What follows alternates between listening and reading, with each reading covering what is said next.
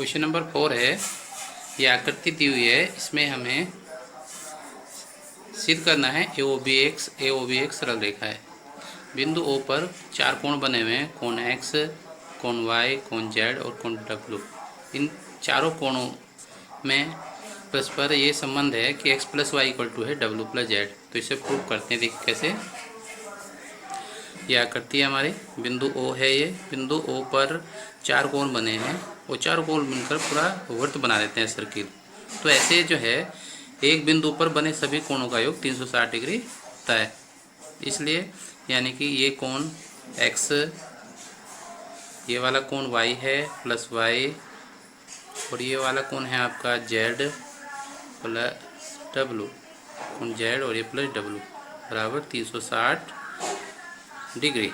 क्योंकि एक बिंदु पर बने सभी कोणों का योग 360 डिग्री होता है, क्योंकि वो एक पूरा सर्किल पूरा कर लेते हैं। ठीक है, अब इसमें हम x plus y equal to W plus Z दिया हुआ है, ये पुट कर देंगे, यानी कि x plus y equal to W plus Z. इसलिए अब ये जो x प्लस वाई है, इसकी जगह क्या रखना है आपको, डब्ल्यू प्लस जेड। उल्टा भी रख सकते हैं आप, यहाँ डब्ल्यू प्लस जेड है, इसकी जगह x प्लस वाई भी रख सकते हैं। तो x प्लस वाई की जगह हमने डब्ल्यू प्लस जेड रख दिया, ये सेम ऐसे ही उतार दिया, Z plus W equal to 360 degree. ये जेड और जेड 2z हो जाएंगे, plus W W 2w 360 degree. इसमें से दो कॉमन ले लेंगे, ये हो जाएगा Z plus W equal to 360 degree, और ये हो जाएगा आपका Z plus W equal to 360 degree upon 2 से इसे डिवाइड कर देंगे, क्या आ जाएगा आपका W plus Z equal to 180 degree. ये आ गया हमारा। अब देखिए इस आकृति में जेड प्लस डब्ल्यू, इनका योग 180 अंश आ गया, यानी कि एक सरल कोण बना रहे हैं। तो ये हो गया लीनियर पेयर, रैखिक युग्म। तो इसलिए ए ओ बी एक सरल रेखा है, इसलिए ए ओ बी एक सरल रेखा है। यही सिद्ध करना था हमें।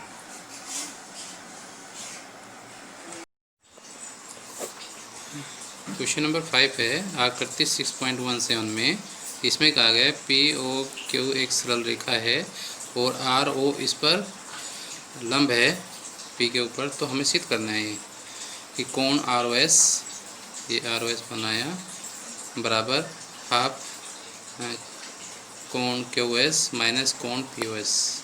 ठीक है, ये सब क्वेश्चन देखते हैं, करते हैं। ये चित्र बना हुआ है इसका, तो करते हैं इसे, ये सिद्ध करना हमें। हाँ, तो ये दिया, सबसे पहले ये दिया हुआ है ओ आर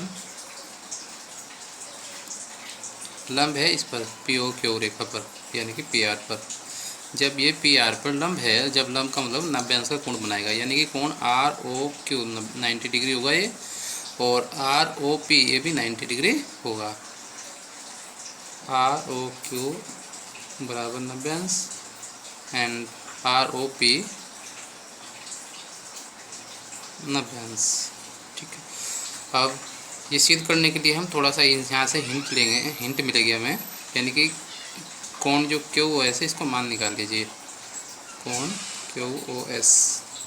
देखिए आप, क्यू ओ एस ये वाला कोण है, ये हमें पता है 90 अंश का है, और ये हमें पता नहीं है। तो हम इसी को जो क्यू ओ एस है, इसको हम लिख सकते हैं ये वाला कोण, यानी कि 90 डिग्री प्लस कोण आर ओ एस, 90 डिग्री प्लस कोण आर ओ एस, और इसको हम समीकरण 1 कह देंगे। ठीक है, इसी तरह हम पी ओ एस को देखिए आप, पी ओ एस ये वाला कोण है, ये पी ओ एस, और ये हमें पूरा कोण पता है, ये कितना है पूरा कोण 90 डिग्री बैंस का, यानी कि अगर इस पूरे कोण में से हम ये वाला कोण इतना घटा दें आर ओ एस, तो हमारे पास ये बच जाएगा।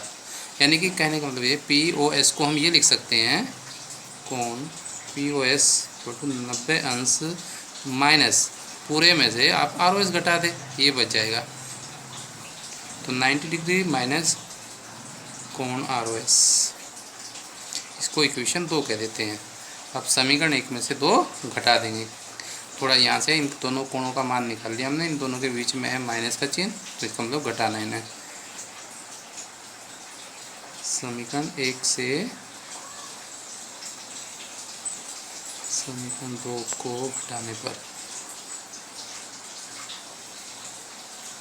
ये हो जाएगा कोण QoS माइनस कोण POS बराबर ये कोण 90 डिग्री प्लस कोण ROS ब्रैकेट में लिखेंगे, फिर माइनस ये वाले 90 डिग्री माइनस कोण ROS,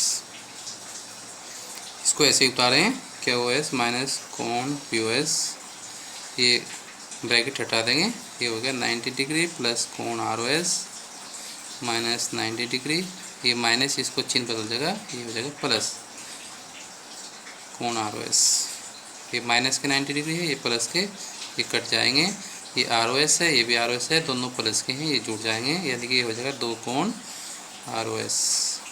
इसको ऐसे लिख दें QoS माइनस कोण POS, इसको इधर लिख दें आप कोण ROS, दो भी साथ में टू कोण QoS माइनस कोण POS, इसको हम इधर उधर लिख सकते हैं, कोई फर्क नहीं पड़ता है, इसको हमने इधर लिखते हैं, इसको इधर और कोष्टक में कर दिए, दो को इधर ले जाएंगे तो ये गुणा में है, तो ये इधर भाग में चला जाएगा, इसके अपॉन 2 आ जाएगा, यानी कि 1/2 भी लिख सकते हैं, कोण ROS बराबर 1/2 ये आपका कोण QoS माइनस कोण POS,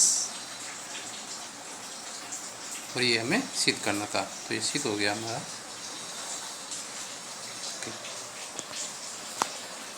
नंबर 6 है हमारा,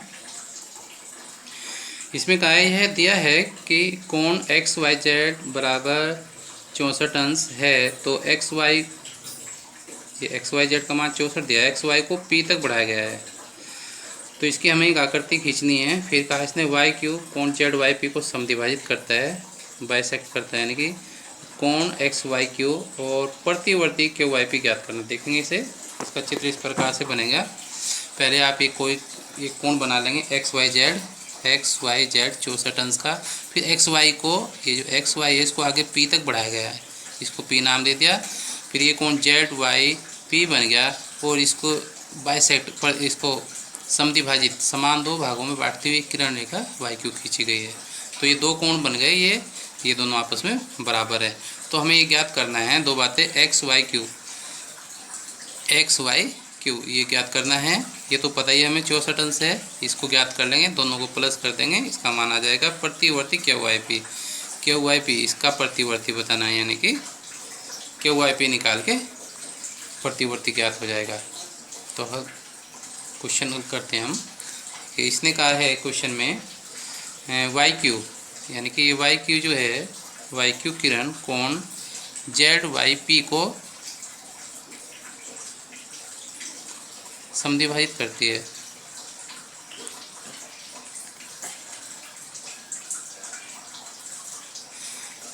समद्विभाजित का मतलब है दो समान कोणों में बांटती है।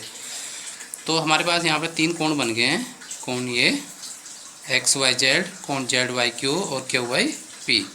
हम क्या देख रहे हैं, ये XYZ XYP तीनों जो है एक ही रेखा के एक ही ओर बने कोण हैं, तो ये तीनों कोण मिलाकर रैखिक युग्म बना रहे हैं, उन तीनों कोणों का योग 180 डिग्री होगा। तो हम लिखेंगे XYP एक सरल रेखा है,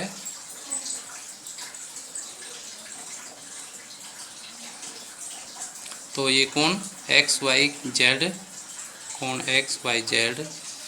प्लस कोण ये ZYQ प्लस ये कोण तीसरा कोण QYP बराबर 180 अंश। अब ये YQ कोण ZYP को समद्विभाजित करता है, तो दोनों कोण बराबर होंगे, यानी कि कोण ZYQ बराबर कोण QYP। ठीक है, तो यहाँ पर हम जो है इनकी वैल्यू रख देंगे। कोण XYZ का मान हमें दिया हुआ है 64 अंश, इसकी जगह 64 अंश रख देंगे। ये आपस में दोनों बराबर हैं कोण, तो कोण ZYQ की जगह QYP रख देंगे, और इसको ऐसे लिख देंगे कोण QYP 180 डिग्री। ठीक है, ये दोनों समान है, जुड़ जाएंगे, कोण QYP और QYP हो जाएंगे दो कोण क्यू वाई पी बराबर 180 अंश, 64 अंश को इधर ले जाएंगे, माइनस हो जाएगा लगाकर। दो कोण क्यू वाई पी 180 में से 64 घटा देंगे, ये बचेगा आपका 10 में से 4 गए 6, यहाँ बचे 7, 7 में से 6 गए 116 अंश। और ये हो जाएगा कोण Q Y P equal to 116 अंश बटे 2 से इसे भाग दे देंगे, क्यू वाई पी बराबर 2 से भाग देंगे, 2 पंजे 10 और 1 2 अठे 16, ये आ गया 58 अंश। क्यू वाई पी का मान आ गया, ये हमारा क्यू वाई पी इतना आ गया, यानी कि 58 डिग्री। और ये इसके बराबर है तो ये भी 58 डिग्री आ गया, यानी कि क्यू वाई पी और जेड वाई क्यू बराबर है कोण जेड वाई क्यू बराबर कोण क्यू वाई पी बराबर 58 डिग्री। अब हमें बताना है पहले कोण क्यू वाई क्यू, सॉरी कोण एक्स वाई क्यू को आकृति में देखो, एक्स वाई क्यू ये कोण है, तो ये दो कोणों से मिलकर बना है, यानी कि एक्स वाई जेड प्लस कोण ये वाला जेड वाई क्यू, और इनका मान रख देंगे। इसका मान है 64 अंश और इसका मान अभी निकाला हमने 58 अंश, इसको जोड़ देंगे, 8 और 4 12, 6 और 5 11 और 1 12, 122 अंश, यानी कि कोण एक्स वाई क्यू का मान 122 अंश आ गया। एक उत्तर तो हमारा ये हो गया। अब दूसरा बताना हमें प्रतिवर्ती क्यू वाई पी, यानी कि क्यू वाई पी का प्रतिवर्ती। क्यू वाई पी पता है 58 आ गया है, 58 अंश, यानी कि प्रतिवर्ती